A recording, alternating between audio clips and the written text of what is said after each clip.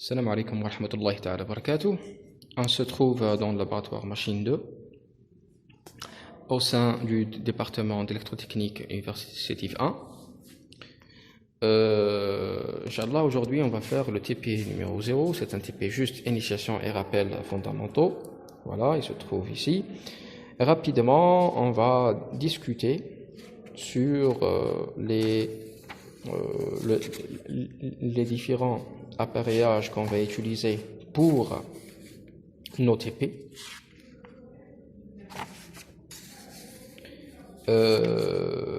Par exemple, si nous avons photoréel, description et symbole électrique, tout ce matériel qu'on vient de voir, c'est le matériel qu'on va utiliser dans tous les TP, Inch'Allah, dans le futur proche. On va voir aussi le couplage, les différents types de couplage, sachant que les bobines, ils sont dans ce sens-là, ils sont diagonales comme ça. Voilà, comme ça. U1, U2, V1, V2, W1, W2, par ordre alphabétique. Voilà. Les couplages qui existent, étoile comme ça et triangle.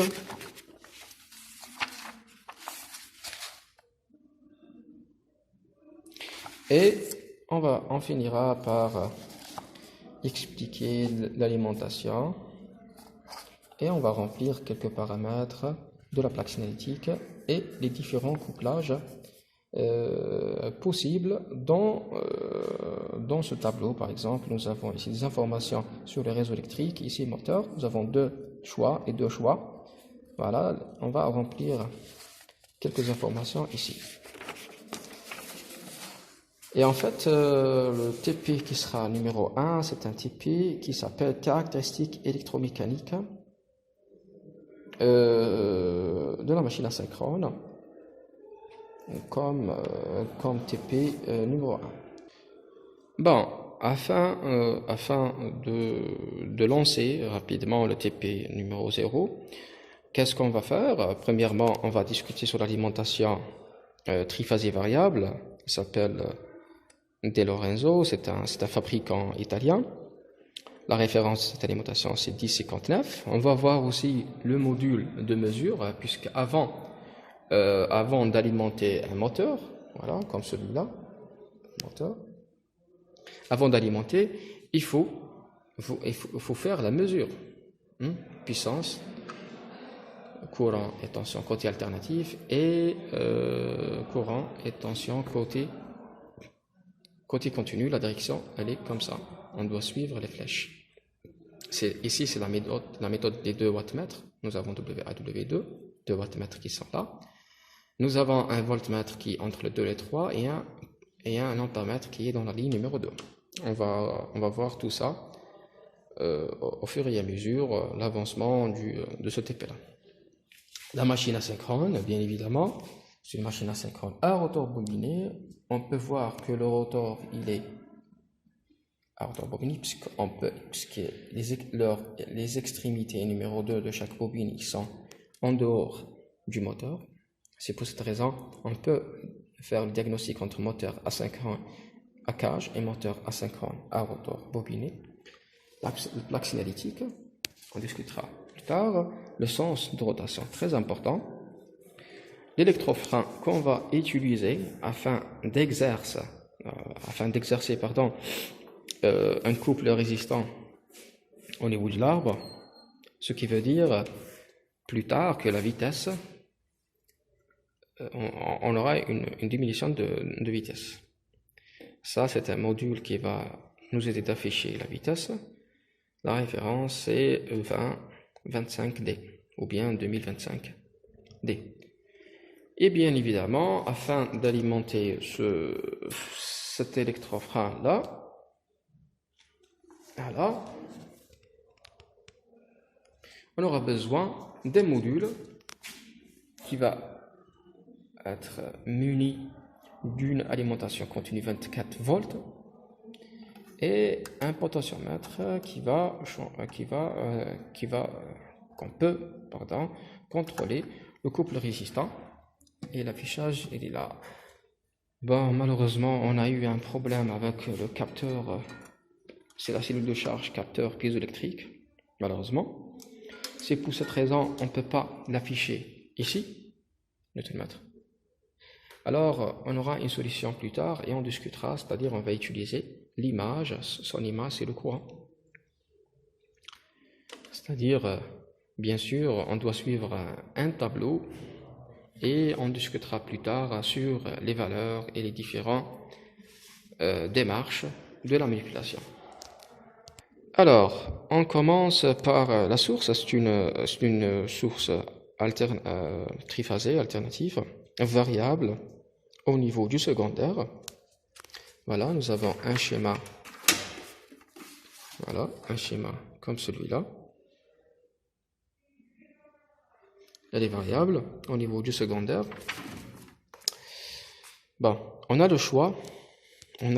Bon, on peut utiliser un commutateur A ou B. 0, ça veut dire il est dans la position de repos. Ça veut dire nous avons, lorsque je vais activer le A, toutes les voies A sont activées et sont en rouge. Ça, c'est des témoins qui nous permet de voir que ces voies-là, ils sont activées. Bien sûr, ces voies-là, ils sont activées. Si je fais activer le disjoncteur, ça veut dire que je peux faire utiliser l'alimentation continue de cette partie-là. Nous, on s'intéressera principalement sur les deux alimentations alternatives. Vous avez le symbole alternatif. Et on va utiliser des alimentations variables mais pas fixes, c'est-à-dire voie B, variable et pas fixe, variable et pas fixe. Nous avons deux choix, ou bien le B ici, ou bien le A ici. Bon, la raison, c'est que on va pas faire un démarrage direct, puisque nous avons un autre intérêt. Nous avons l'intérêt, c'est dans le TP numéro 1 prochain, Inch'Allah, c'est-à-dire on va voir la caractéristique électromécanique. Et pour arriver à cet objectif-là, on aura besoin d'une alimentation variable, un démarrage progressif de 0 jusqu'à 75%, je pense. Ça veut dire 380. De 0 à 440, c'est 100%. 380 à peu près, c'est ça. C'est 75%. C'est-à-dire, pour choisir entre ça et ça, en se basant sur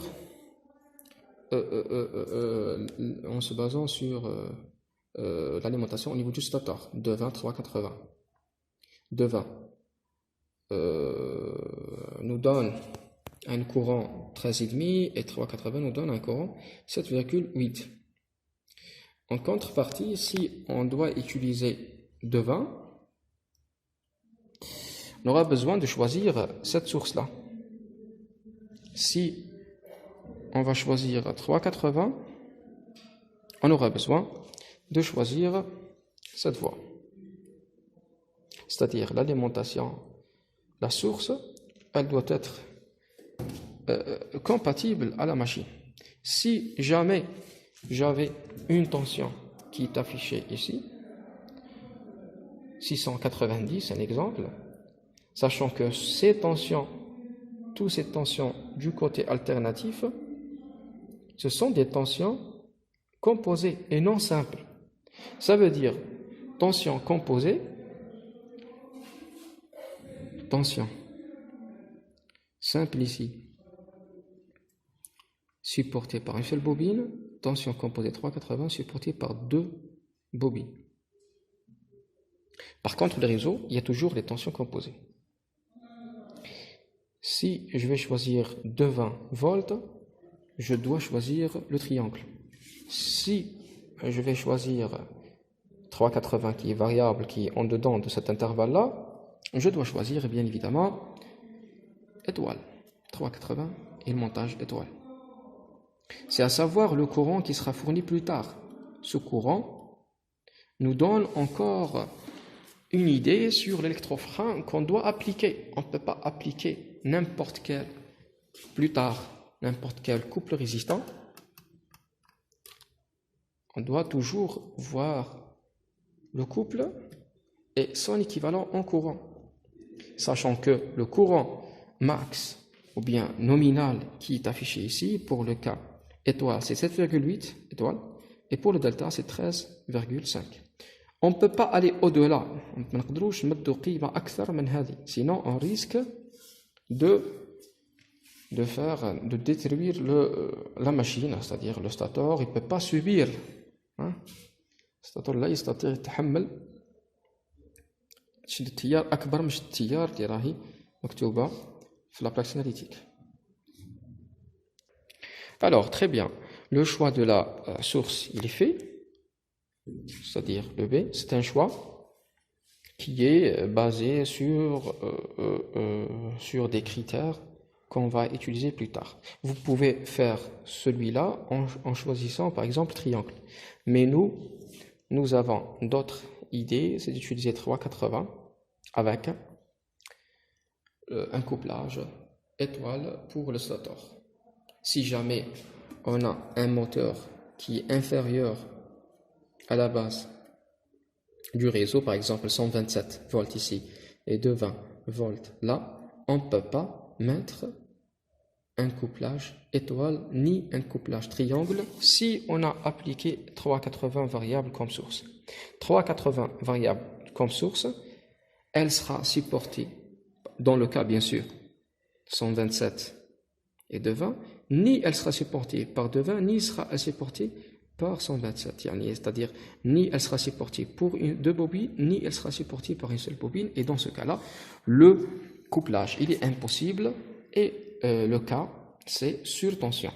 Pour le cas inverse, si on a, par exemple, la 127 maximum ici variable, et ici le moteur toujours de 2380, on ne peut pas faire le couplage, sachant que 127, par exemple, 127 ici, par exemple, 127 ici, côté alternatif, elle est très inférieure par rapport par rapport à une seule bobine et par rapport à deux bobines. C'est-à-dire, ce cas-là, c'est un cas de couplage impossible sous tension. Qu'est-ce que ça veut dire sous tension? Ici, j'ai dit, si nous avons de 0 à 127. Ça veut dire 127 ici, elle est très inférieure par rapport à ce que demande une seule bobine et deux bobines, ici. Voilà. Bon, pour faire un bon ou bien une bonne manipulation, on doit utiliser ce qu'on appelle un module de mesure triphasé pour le côté triphasé ici, puissance et courant et tension, et pour le côté continu, il est là. Sa référence, elle est là, 1031. C'est un module de la marque De Lorenzo, il va nous aider d'afficher les tensions WA et WB via un commutateur, sachant que ce module-là, il se base sur la méthode des 2 wattmètres.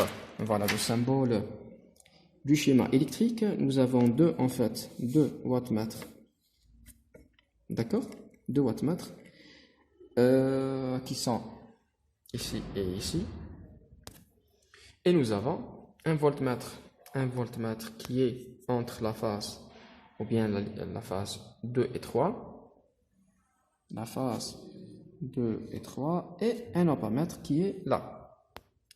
Bien sûr, ils sont tous intégrés. Cette méthode de wattmètre, elle va nous aider à identifier la puissance active, sachant que la puissance active WA plus WB, et la puissance réactive, c'est la racine de 3. On ouvre deux parenthèses, WA moins WB. Bon, les paramètres ils sont affichés ici. Ces boutons, bien sûr, nous aident encore à identifier la ligne. Ici, nous avons une phase, ici, nous avons des lignes. Bon,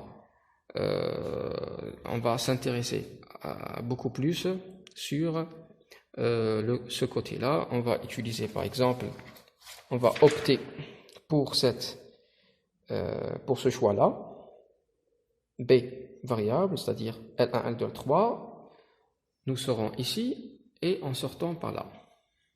La direction, elle est indiqué dans ces deux flèches là. Bon, une fois on va sortir les câbles de cette phase-là, le code couleur des lignes et des phases c'est très important. On commence toujours avec des couleurs rouges pour dire qu'il y a une tension. Il y a une tension. Voilà. Et lorsqu'on sort ici, on va faire alimenter le stator par là. U1, V1, W1. Bon, le couplage étoile, on doit mettre trois câbles qui sont comme ça. On va court-circuiter. Le couplage étoile, pardon, on va faire ça avec ça. Pardon, étoile. Et le couplage triangle, on va mettre trois câbles qui sont la perpendiculaire par rapport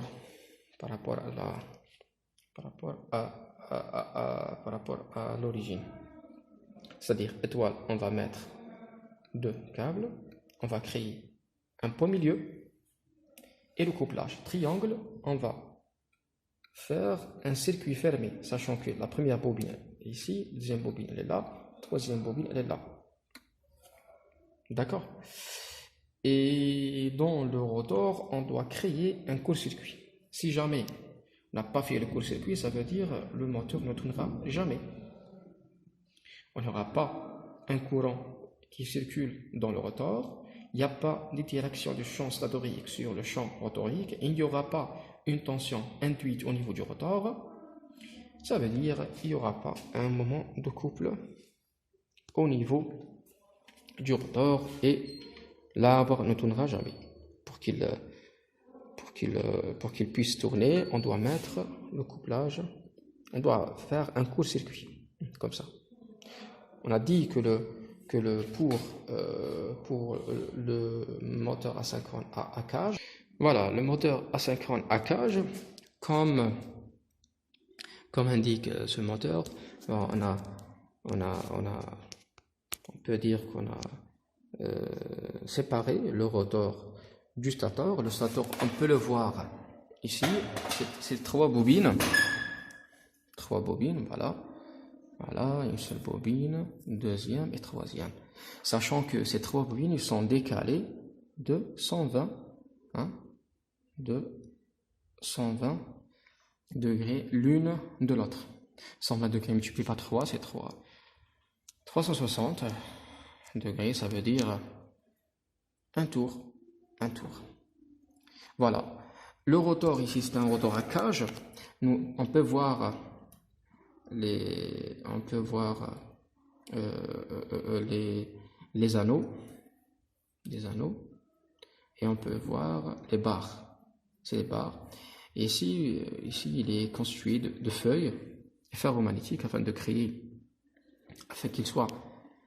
qu'il peut recevoir le champ statorique. Une fois il est alimenté via le réseau, il va créer un champ magnétique. Bon, les deux conditions essentielles afin de créer un champ magnétique triphasé tournant, ou bien un champ tournant au niveau du stator, la première condition c'est d'avoir un bobinage décalé et bien évidemment isolé, etc. avec le vernet, qui sont trois bobines identiques en valeur d'inductance et qui sont décalées de 120 degrés l'une de l'autre.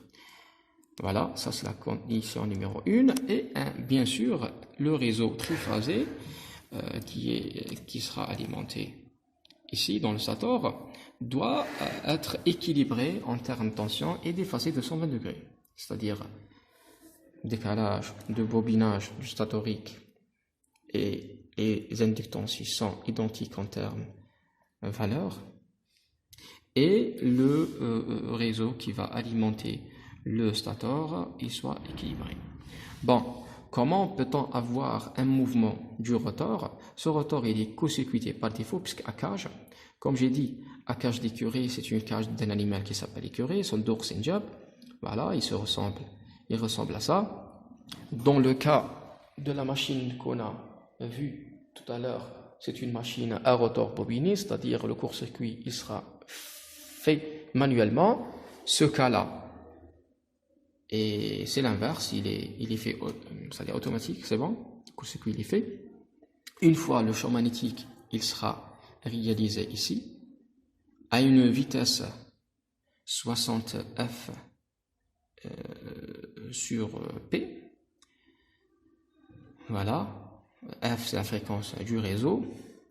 Et il y aura une interaction entre le champ statorique et le champ au niveau du rotor. On aura des courants qui vont circuler dans un sens et on aura d'autres courants qui circulent dans le sens contraire, c'est-à-dire deux forces qui ont la même amplitude avec deux sens qui sont inversés. On aura un moment de couple et le rotor va tourner. Bien sûr, j'insisterai sur le courant de démarrage. Un courant de démarrage est égal généralement 2 à 8 fois, mais 8 fois, je pense, 8 fois, c'est un cas rare, parfois 6 fois, parfois 5 fois. Un courant de démarrage, c'est un courant nominal multiplié par 2 à 8 fois. C'est énorme pour avoir un moment de couple qui peut faire tourner le rotor. Voilà. On va voir maintenant le couple de charge ou bien l'électrofrein. Bon, ce module-là, cet appareil, c'est un électrofrein qui est couplé mécaniquement avec la machine. Bien sûr, on ne peut pas coupler un électrofrein sans voir ses caractéristiques électriques et mécaniques. Ici, on peut voir que il peut tourner jusqu'à 4000 tours par minute, c'est-à-dire nous sommes au-delà de la marge de la machine, 1420, voilà, et la puissance ici c'est 3,5, c'est la puissance mécanique, c'est la puissance au niveau de l'arbre, c'est la puissance de sortie, et voilà, et la puissance ici c'est 2,5. Bon, en fait, il y a une compatibilité entre cet électrofrein et cette machine. Cet électrofrein, on peut faire un exemple. Par exemple, c'est un tapis, c'est un convoyeur. On va faire monter un poids au niveau de l'usine et on va utiliser un moteur.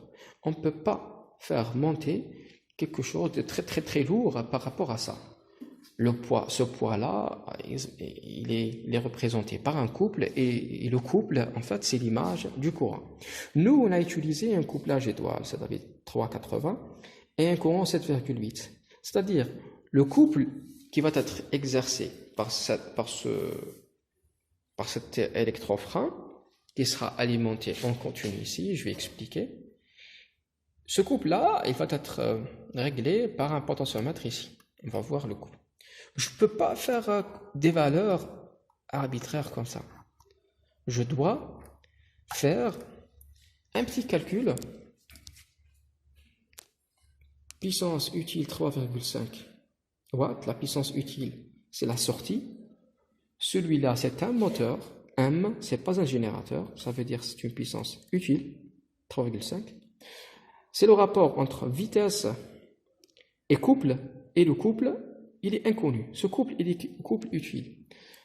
Dans le poids nominal, pour un régime nominal, fonctionnement bon et fonctionnement bien, sans surintensité, sans surtension, dans ce cas-là, on doit avoir un couple résistant qui est appliqué ici, par cet électrofrein, il doit être égal au couple utile.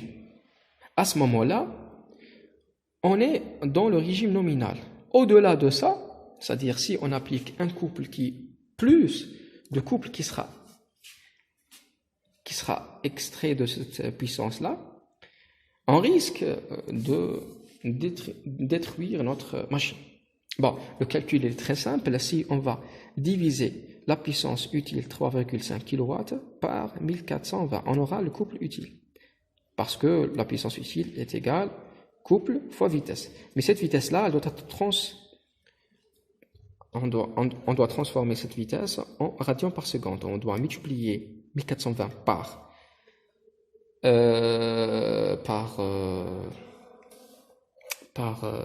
2pi sur 60. On aura un résultat qui est proche de 148,7 à peu près.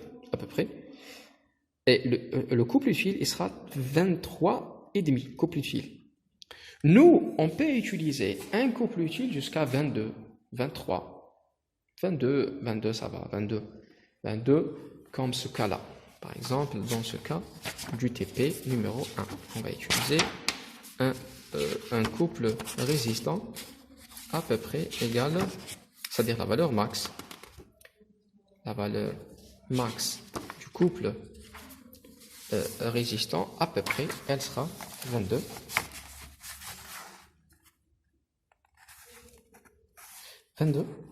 Newton-mètre. C'est-à-dire, ce chiffre-là, il n'est pas mis arbitrairement, c'est un chiffre qui a été étudié. C'est un couple mécanique, c'est un couple résistant à l'origine.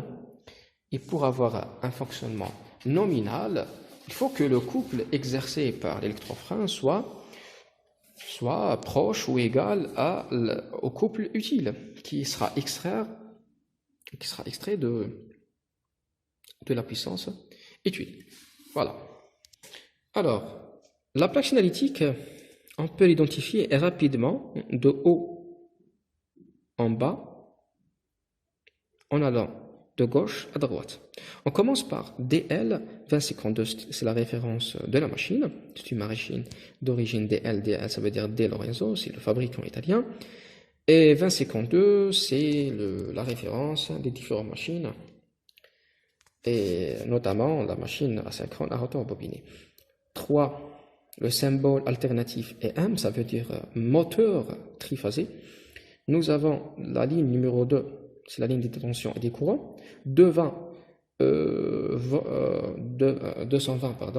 volts, alors, on dit toujours 220, mais c'est 220 volts pour le triangle et 380 pour l'étoile. Et nous avons des valeurs qui sont inversées par rapport au courant, c'est-à-dire valeur petite de tension correspond 13,5 ampères pour le triangle valeur élevée, 13,5, et 3,80, une tension un peu élevée, elle correspond à un courant qui est petit. En fait, le rapport qui est ici et ici, c'est racine de 3, c'est-à-dire 220 fois racine de 3, 3,80, et 13,5 divisé par racine de 3, on aura 7,8. Pourquoi ce rapport qui est inversé ici dans ce sens et ici dans ce sens? Pourquoi? En fait, c'est pour qu'on puisse conserver la puissance, puisque lorsqu'on va utiliser montage delta ou étoile, en fait, on va utiliser la même machine. La même machine, que ce soit étoile comme ça, que ce soit delta comme ça, c'est la même machine. C'est pour cette raison, on aura à la fin la même puissance consommée par le stator. On sait que la puissance électrique, ici, c'est racine de 3 UI cos phi. Le cos phi, il est toujours constant pour l'étoile ou pour le triangle. Si on va utiliser pour le delta, ça veut dire racine de 3, 3,20 fois 13,5 fois le cos phi.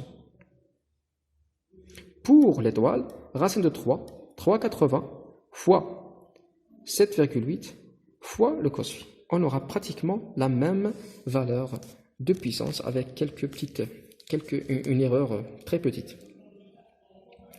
Si on voit que la puissance électrique que je viens d'y citer ici, elle sera forcément supérieure à celle-ci, puisque la puissance calculée électrique, c'est la puissance d'entrée, et cette puissance, c'est une puissance de sortie. L'erreur, c'est les pertes. Les pertes joules, les pertes fer, les pertes joules au niveau du rotor et stator, et les pertes fer, stator et rotor, stator généralement pertes fer qui sont pratiquement négligeables, plus les pertes mécaniques qui sont pratiquement petits, voire parfois négligeables, à savoir la puissance de la sortie. Le cos phi, ça veut dire c'est un rapport de puissance Le cos phi, c'est un rapport de puissance active, réactive et apparente. Le cos phi, ça veut dire le P sur le Q. Le P, on peut le calculer ici, puissance active WA plus WB. Le Q, c'est racine de 3 WA moins WB. Et la puissance apparente, S, c'est le module carré, P au carré plus Q au carré, sous la racine, racine P au carré plus Q au carré. C'est ça, en fait, le cos phi. Cette vitesse est une vitesse nominale, 1420. 1420, elle est au-dessous de la puissance ou bien de la vitesse du synchronisme 1500.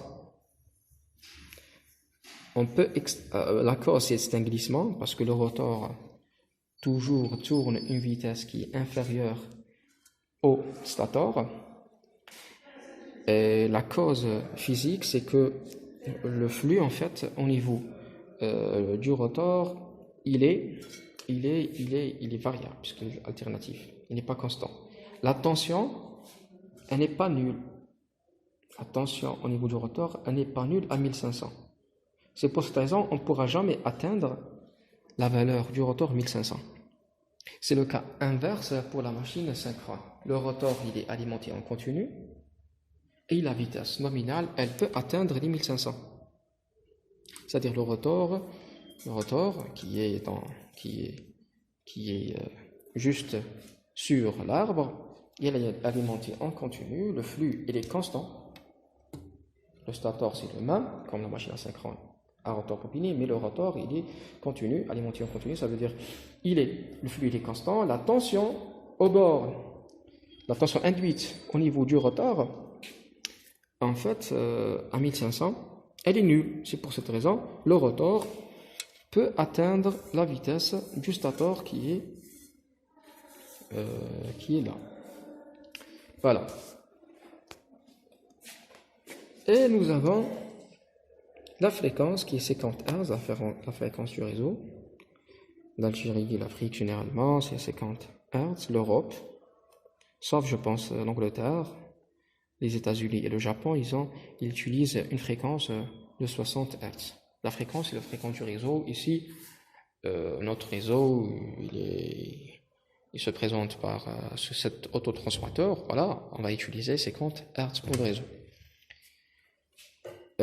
Ça veut dire 60 F sur N. Nombre de paires de pôles, ça va être 2 virgules, mais nous, on va avoir un chiffre direct, mais pas fractionnel, puisqu'en fait, nous avons des chiffres directs. Par exemple, ici, on va avoir 2 paires de pôles. 2 paires de pôles, ça veut dire P majuscule égale 2. Ça veut dire P minuscule, nombre de pôles, égale 4, dans ce cas-là.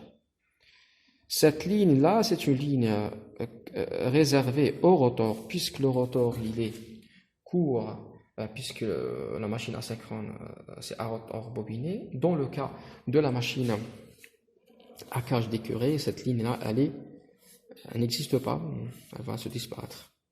Parce que le rotor, il est déjà court-circuité par défaut, on n'a pas ces 3 bornes à la sortie. Et vous voyez ça, Inch'Allah, dans le futur, lorsque vous serez des ingénieurs dans l'industrie. Bon, cette ligne-là, c'est tension au niveau du rotor et courant au niveau du rotor.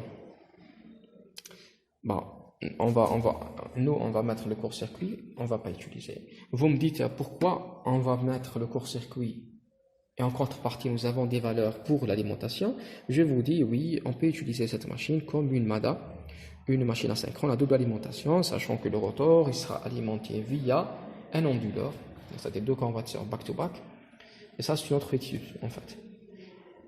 Cette machine-là, elle peut être utilisée dans l'énergie éolienne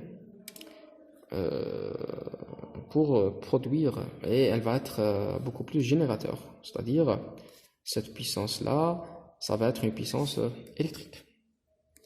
Bon, ce n'est pas notre cas.